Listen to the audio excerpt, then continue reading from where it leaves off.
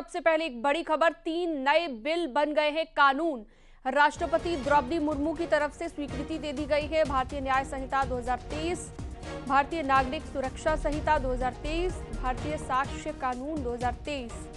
अंग्रेजों के जमाने का आपराधिक कानून अब खत्म हो गया है और अब 3 नए कानून जिन्हें मंजूरी मिल गई है राष्ट्रपति द्रौपदी मुर्मू की ओर से, और अब 3 नए बिल कानून बन गए हैं।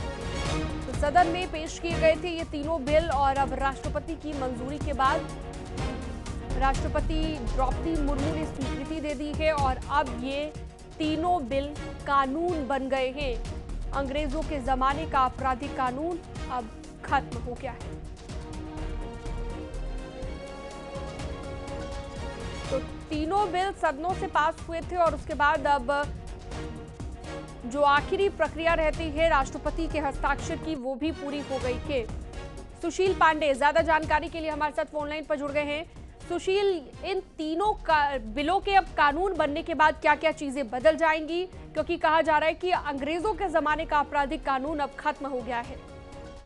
जी बिल्कुल, देखिए साफ तौर से संसद में जो केंद्र सरकार की तरफ से 3 नए कानूनों को इंट्रोड्यूस किया गया था, उसको फिलहाल राष्ट्रपति द्रौपदी मुर्मू के द्वारा कल फिलहाल उस पूरे जो नए न्याय विधेयक है उनको स्वीकृति प्रदान कर दी गई है। और उनके बाद अब ये पूरे जो कानून में बदलाव हुआ है वो एक नए कानून के रूप में कहीं ना कहीं बदले जाएंगे। जितनी धाराएं बदली गई हैं उन तमाम धाराओं को बदला जाएगा। चूंकि जो 3 नए कानून हैं, जिसमें अगर भारतीय न्याय संहिता की बात करें, भारतीय नागरिक सुरक्षा संहिता और भारतीय साक्ष्य कानून, इन तमाम कानूनों में जो बदलाव हुए हैं उन बदलावों में कहीं ना कहीं जो आईपीसी की प्रक्रिया है, यानी कि दंड प्रक्रिया संहिता, और 1872 में जो भारतीय साक्ष्य अधिनियम है उनका स्थान लेंगे। और ये फिलहाल केंद्र सरकार का एक मजबूत कदम बताया जा रहा है, क्योंकि केंद्र सरकार की तरफ से पहले ही संसद में क्लियर किए जा चुके हैं कि अंग्रेजों के समय में ऐसे बहुत से सारे कानून बनाए गए जिनका मौजूदा समय में उसकी कोई जरूरत नहीं है, और जो कानून बनाए गए हैं